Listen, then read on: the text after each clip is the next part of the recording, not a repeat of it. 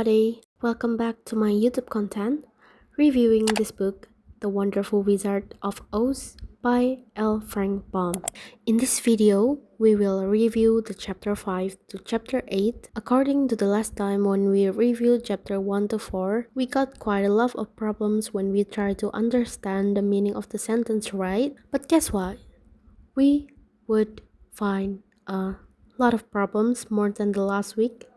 But trust me, we will find it more interesting than before because we would try to find a meaning from a plot and then we would got a new character on one of those chapters. This week's review will contain a sentence or a dialogue that I want to mention before we got to the next part, which is resume. I tried my best to resume this part because this part has so much important narrative or dialogue to be reviewed. Next is about our opinion towards the book we have read. Anyway, you all can write your opinions on the comment section below. First of all, let me mention my favorite dialogue in this book this week on chapter 6, The Cowardly Lion, page 48. I'm such a coward, but just as soon as they hear me roar, they all try get away from me. And of course I let them go, said the lion. But that isn't right. The king of beasts shouldn't be a coward, said the scarecrow. I know it, returned the lion, wiping a tear from his eyes with the tip of his tail. It's my great sorrow and makes my life very unhappy. But whenever there's a danger, my heart begins to beat fast. Perhaps you have heard disease, said the Tin Woodman. It may be, said the lion. Anyway, I like this dialogue because I found it just funny. Back to the topic, I would start to retell the chapters I read before.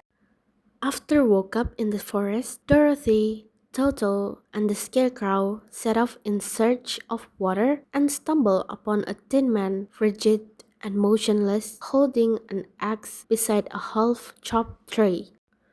With care, Dorothy and the scarecrow oiled his joints, freeing him, and he soon joined them on their journey, eager to ask the great wizard of Oz for a heart.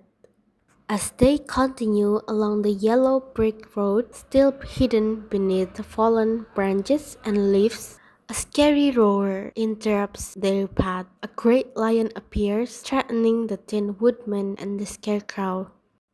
Surprisingly, the lion gentle despite his size, the lion reveals that he's actually coward and he decided to join Dorothy's journey, hoping to gain courage from the wizard. That night, the group camps beneath a safe tree. When the Tin Woodman chops wood for a fire, the lion finds dinner in the forest, and the scarecrow collects nuts for Dorothy to eat, and then carefully covers Dorothy with dry leaves to keep her warm as she sleeps soundly.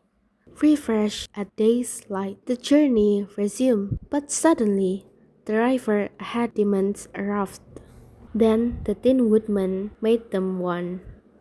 But their attempt to cross goes chaos when the scarecrow pole gets stuck beneath the river and even the raft drive away, leaving him stranded midstream.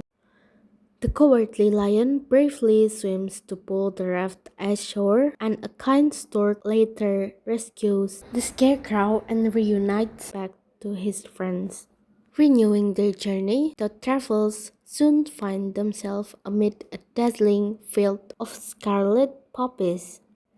Enchanted by the flower's beauty and scent, Dorothy, Toto, and the lion succumb to a deep magical sleep. The scarecrow and Tin Woodman, who's immune to the poppies because they aren't human, carry Dorothy and Toto out of danger. But the lion is too heavy to move. The group is eventually forced to leave him behind. So, throughout my reading of this novel, I found a lot of things in those chapters, but I would just elaborate one of those.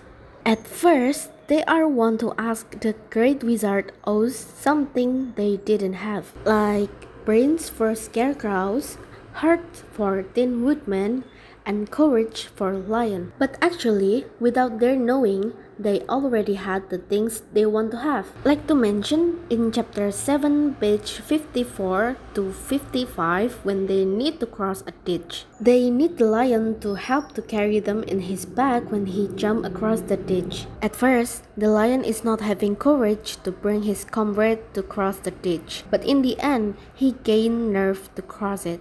This is the proof that he actually have the courage in himself but not realizing it. That's the same with the other when it's mentioned in those chapters I've read this week. So that is all review I can tell you this week. Thank you for watching and see you next time. Bye bye!